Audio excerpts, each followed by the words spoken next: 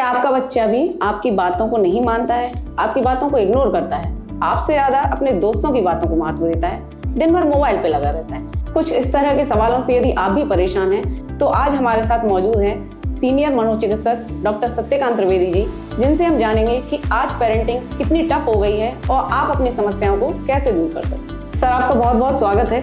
आज मेरा पहला सवाल आपसे ये है कि आज के समय में 10 से 15 साल तक के बच्चों की पेरेंटिंग बहुत टफ हो गई है, तो इसको लेके क्या चुनौतियां हैं?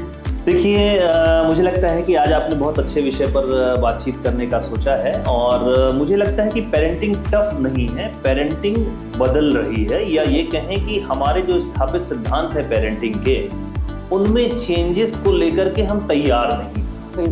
आप देखिए कि अगर हम 20 से 25 साल पहले की बात करें तो 10 से 15 साल के बच्चों के लिए जो एक्सपोजर हुआ करता था वो होता था स्कूल, वहां पर जो छात्र शिक्षक हैं, और घर परिवार। बिल्कुल। समय के साथ जैसे ही इंटरनेट ने अपने पैर पसारे हैं तो अब बच्चों का जो एक्सपोजर है वो सोशल मीडिया से भी है, इन्फ्लुएंसर्स के साथ में भी है, यूट्यूब वीडियोस के साथ में भी है, और कई तरीके की बुक्स, कई तरीके का एक्सपोजर जो है बहुत तेजी से बढ़ गया है।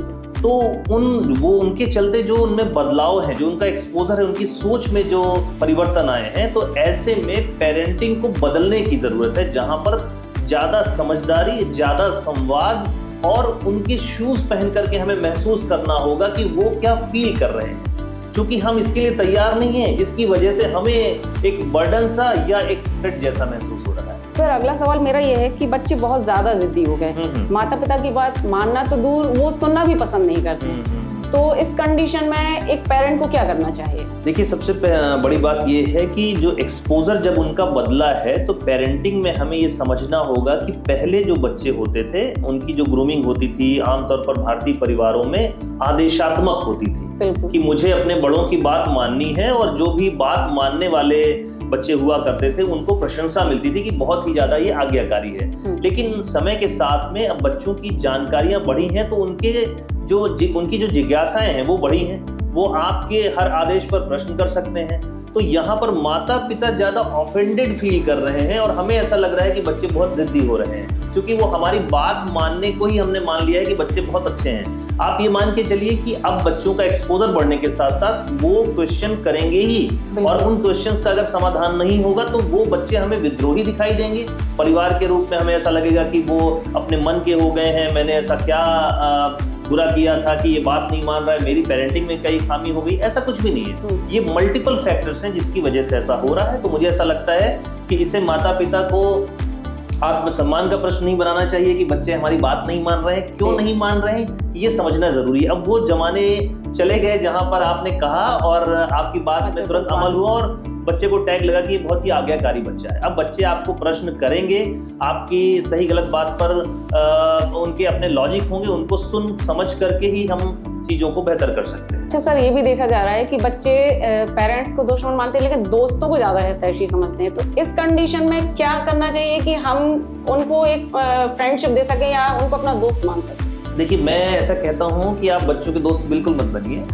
उनके लिए 140 करोड़ की पॉपुलेशन दोस्त के ऑप्शन के रूप में उपलब्ध है, बट माता पिता के ऑप्शन उनके पास 2 ही। तो यहाँ पर भी माता पिता को मैं फ्रंट पे रखूंगा कि ये उनका अहंकार है, ये उनके अंदर फ्लेक्सिबिलिटी का अभाव है, जिसमें हम ये समझ रहे हैं कि बच्चा मेरी बात नहीं मानता, दोस्तों की बात मानता है। तो इसमें इनसिक्योरिटी का पार्ट किसके अंदर ज्यादा हुआ है? पेरेंट्स के मन में। तो आप ये समझिए कि जब आप बच्चे को आदेश ज्यादा देंगे, उसकी भावनाओं को कम समझेंगे, तो वो वहां पर जब अनएक्सप्रेस्ड रहेगा, तो जहां पर उसे बोलने की आजादी मिलती है, जहां पर उसे ऐसा लगता है कि उसे समझा जा रहा है, तो उसे वहां पर ईज फील होता है। और हम इनसिक्योर हो जाते हैं कि यार ये मेरी बात नहीं मान रहा है, ये तो दोस्तों के कहने में आ गया है। बिल्कुल। तो दोस्तों के कहने में आ गया है, जब आपके मन में बात आए तो आप उसको ऐसा समझिए कि मैं उसकी बात सुन और समझ नहीं रहा हूँ। इसका मतलब सिर्फ ये होना चाहिए। तो माता पिता को एक मेजर शिफ्ट की जरूरत है यहाँ पर। बिल्कुल सर। सर, एक टाइम था कि बच्चे पेरेंट्स की आंखों से डरते थे। हम अपनी बात करें तो हम अपने माता पिता से अभी भी वो एक नज़र देख लेती तेज, तो हम नहीं उनसे किसी बात पे आंख उठा के बात कर सकते। पर आजकल ये स्थिति नहीं बन रही है, तो इसको लेके क्या करना चाहिए? देखिए, क्या है कि साइकियाट्री के हिसाब से सारे जो व्यवहार होते हैं, व्यवहार करने के तरीके, वो सीखे हुए होते हैं। तो बच्चों की का जो सॉफ्टवेयर था शुरू से ऐसा इंस्टॉल किया जाता था कि मुझे नजर दिखानी है और आपको नजर नीचे कर लेनी है और बात करनी है। मुझे लगता है इसमें ज्वाइंट फैमिली का भी ज्वाइंट फैमिली से भी ज्यादा इस बिलीफ सिस्टम का कि जो आज्ञाकारिता थी वो ओवर हाइप थी कि अगर हम किसी कोई हमारी बात मान रहा है तो वो बहुत ही अच्छा बच्चा है, उसको ट्रॉफी दी जाती थी कि तुम अगर बात मान रहे हो तुम तो बहुत ही अच्छे हो, आंखों के तारे हो, मेरी बात मान रहे हैं। लेकिन जैसा मैंने बताया कि जैसे जैसे एक्सपोजर बढ़ेगा तो जिज्ञासाएं बहुत सारी रहेंगी, उनकी शांति नहीं होगी, उनको अगर हम ठीक से डील नहीं करेंगे तो बच्चे हमें विद्रोही साउंड करते हैं और हमें ऐसा लगता है कि अब हमारी पहले तो आंख दिखाने पर हम देखते नहीं थे और अब हम डांटने मारने के लिए भी तैयार हैं। तो वो हमारा जो सिस्टम है, जैसे जो पेरेंट्स का इन्वॉल्वमेंट था पहले संयुक्त परिवारों की वजह से डिफरेंट हुआ करता था, जो घर में महिलाएं होती थी वो घर संभालती थी, पुरुष ब्रेड विनर होता था, अब ब्रेड की बड़ी समस्या है, सबको कमाना पड़ेगा। बिल्कुल। तो ऐसे में हम जब माता पिता के रोल बदले हैं तो हम ये कैसे उम्मीद कर सकते हैं कि बच्चे का रिस्पॉन्स जो है वैसा रहेगा जैसा पहले के परिवारों में था। तो मैं हमेशा भी पेरेंटिंग के जितने भी पॉडकास्ट हो रहे हैं वहां पर मैं यही कह रहा हूं कि पेरेंटिंग में एक मेजर शिफ्ट की जरूरत है और वो अगर हम नहीं करेंगे तो टकराव घर में होंगे। और आमतौर पे हमारे पास बहुत सारे लोग आते हैं कि बच्चा हमारी बात नहीं सुनता है और बच्चा बिल्कुल गुस्सा हो जाता है। फिर मैं उनसे प्रश्न पूछता हूँ कि जब बच्चा आपकी तरह लिखता है, आपकी तरह हंसता है, तो आप बहुत गर्व के साथ बताते हैं देखो मेरी तरह हो रहा है, लेकिन जैसे ही बच्चे में एरोगेंस आता है, वो बुरा बिहेवियर करता है, तो आपको लगता है कि वो कहीं और से आ रहा है, बल्कि वो भी हमसे ही कहीं ना कहीं सीख रहा है। सिंपल सी बात है कि सारे बिहेवियर सीखे हुए हैं, तो परिवार, सोशल मीडिया और जो दोस्तों का एक्सपोजर है वही हमें बिहेवियर सिखाएगा। बिल्कुल सर, देखा है आजकल वर्किंग पेरेंट्स हैं, माता पिता दोनों ही जॉब में हैं। ऐसे में अगर कोई सिंगल फैमिली है तो बच्चों की सेफ्टी पर्पज से हमें उनको गैजेट्स देने होते हैं, पर ये एक जगह कहीं ना कहीं माइनस पॉइंट बनते जा रहे हैं कि बच्चे उसका गलत यूज कर रहे हैं या स्क्रीन टाइम बढ़ रहा है। तो इस कंडीशन में हमें कैसे मैनेज करना चाहिए? देखिए, एक मुहावरा हिंदी में बहुत चलता है, बंदर के हाथ में उस तरह। तो हमें सबसे पहले उनको सोशल मीडिया का या टेक्नोलॉजी का हेल्दी यूज सिखाना होगा। बिल्कुल। अगर हम उस हेल्दी यूज को सिखाए बिना मैदान में उतारेंगे तो निश्चित तौर पर उसके नेगेटिव इम्पैक्ट जाता है, बिकॉज वो उसका सीधा सीधा संबंध हमारे ब्रेन के डोपामिन सिस्टम पर है। तो मुझे ऐसा लगता है कि हम बच्चों को गैजेट्स दें, लेकिन एट द सेम टाइम उसे उसका रेशनल यूज भी सिखाना शुरू करें। हो सकता है कठिन हो सकता है आप फेल हो, लेकिन इंपॉर्टेंट बात है क्या रेशनल यूज आप सिखा रहे हैं, तो पता चलेगा कि आप नहीं सिखा रहे हैं। आप बच्चे से ही उम्मीद करते हैं कि वो उसका हेल्दी यूज सीखे, उसे पता ही नहीं। बिल्कुल सर, टीनेजर्स जैसे बच्चों की आती है तो कई तरह के हार्मोनल चेंजेस होते हैं। तो ऐसे में हमें किस तरह से बच्चों को एजुकेट करना चाहिए? कभी ये भी होता है कि बच्चे हमसे बात करने में हिचकते हैं, तो इसके लिए हम क्या टिप्स दे सकते हैं? बच्चे हमसे बात करने में हिचकते हैं, देखिए आपने प्रश्न पूछा, आप प्रश्न पूछने में सीधा सीधा ये नहीं प्रश्न पूछ रहे हैं कि हम सेक्स एजुकेशन को बच्चे को कैसे दें, आप हार्मोनल चेंजेस के थ्रू जा रहे हैं। तो बताइए झिझक कहाँ पर है? बिल्कुल ठीक है। तो इम्पोर्टेंट बात ये है कि हमें, अगर हमने बच्चों को सेक्स एजुकेशन नहीं दी तो बच्चे पॉर्न के थ्रू वो देखेंगे, और porn is always a bad teacher. तो हमें ये समझना होगा कि बच्चों को उम्र के हिसाब से एप्रोप्रिएटली हमें बताना होगा कि जो सेक्सुअल चेंजेस हैं, हार्मोनल मैच्योरिटी है, वो कैसे क्या होती है, सेक्सुअल एनर्जी को कैसे चैनलाइज करें, क्या नॉर्मल है क्या एबनॉर्मल है। अगर हम ये हेल्दी कन्वर्सेशन रखेंगे तो चीज़ें बेहतर होंगी। और मुझे लगता है कि इन सब बातों को स्कूल और कॉलेजेस के पाठ्यक्रम में होना चाहिए और टीचर्स को वो पढ़ाना होगा। आमतौर पर टीचर्स भी झिझकते हैं, तो ये जो झिझक है वो हमारे साइड से ज़्यादा है। प्रॉब्लम हमेशा अपर स्ट्रक्चर से शुरू होती है, तो हमारी झिझक है जिसे हमें लग रहा है कि बच्चे झिझक रहे हैं। बिल्कुल सर, पेरेंट्स को देखा है आजकल कि वो हर चीज़ को लेकर बच्चों को कंपेयर करते हैं, चाहे वो अच्छी चीज़ हो चाहे बुरी चीज़ हो।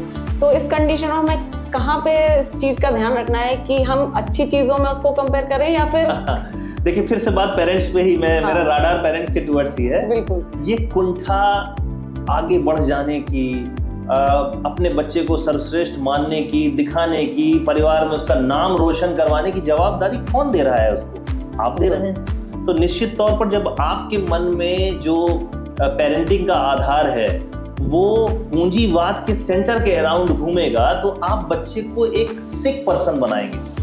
हो सकता है बच्चा आपका आर्थिक रूप से बहुत सक्षम हो जाए, बहुत एग्जाम में क्वालिफाई कर पाए, लेकिन क्या वाकई में वो शांत बच्चा निर्मित हो रहा है? तो ये कहना बड़ा मुश्किल हो जाता है।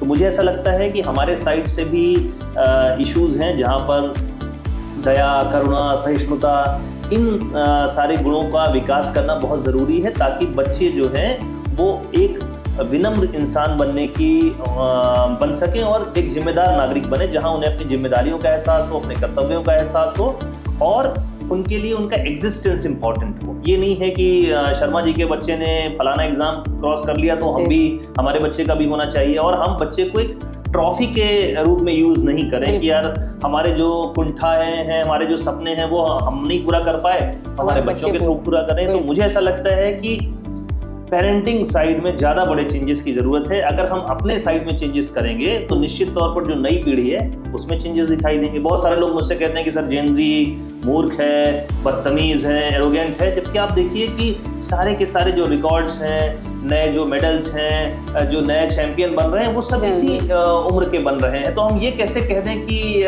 वो बुद्धिहीन है, क्योंकि वो आपकी बात नहीं सुन रहे हैं, आपके बिलीफ सिस्टम को ठेस पहुंच रही है, उसकी पीड़ा आप उन पर प्रोजेक्ट कर रहे हैं। तो हमारे साइड में प्रॉब्लम ज़्यादा है। अगर हम सुधार करेंगे या एडजस्ट करने की कोशिश करेंगे तो मुझे लगता है चीज़ें ज़्यादा बेहतर हो सकती हैं। बिल्कुल सर एक लास्ट क्वेश्चन है मेरा, बहुत इंपॉर्टेंट मुझे लग रहा है कि बच्चों को फेलियर एक्सेप्ट करना कैसे सिखाएं?